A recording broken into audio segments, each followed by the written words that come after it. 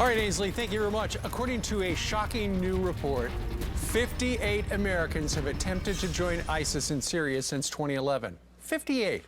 Of those, 15 are from the state of Minnesota, more than any other state.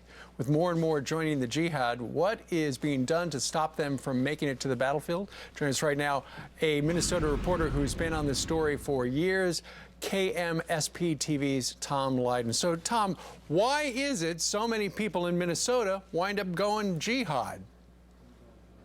You know, the groundwork for this was really set back in 2007. We have a very large Somali community here, about 100,000 people, and a very small part of that community was radicalized back in 2007. And we had 24 people leave Minnesota to go fight for the terror group Al-Shabaab in Somalia. So that groundwork was already there. And really, it was in 2014 that we just saw kind of a pivot towards ISIS. And what this new House report brings up, which is why we're talking about this, is the role of social media. That's really what's changed here from 2007 with our young men to 2014. We had a man who left back here in 2014, May of 2014, a man by the name of Abdi Noor. And he was in Syria fighting for ISIS for just a few weeks when he began tweeting back to his friends in Minnesota saying, hey, it's great here. We are fighting the caliphate. You need to get out here and join us in Syria. And before you know it, 8 of his friends were also plotting to go join him in Syria. They were apprehended. They never made it. 7 of them have been indicted. 1's a cooperating witness. 3 have now pled guilty.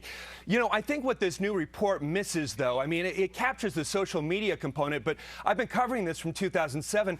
I don't think it quite captures the fact that on the ground here in Minnesota, while we may not have recruiters as such, we do have people who are ideologically grooming these young men, telling them it's part of their religion, that they need to go to Syria, they need to fight, they need to do everything they can to make sure the caliphate comes true. That's very hard to get at because of freedom of religion, freedom of expression. But that's the missing component here, I think, right now. So identifying them is really, you know, everybody can have a Twitter account and read this stuff, but figuring out who they are, these groomers, that's the problem. It is. Absolutely, it's the problem. It's very difficult to get at that. You know, we have an anti-radicalization plan here in Minnesota. No one else does. We're a pilot program doing that.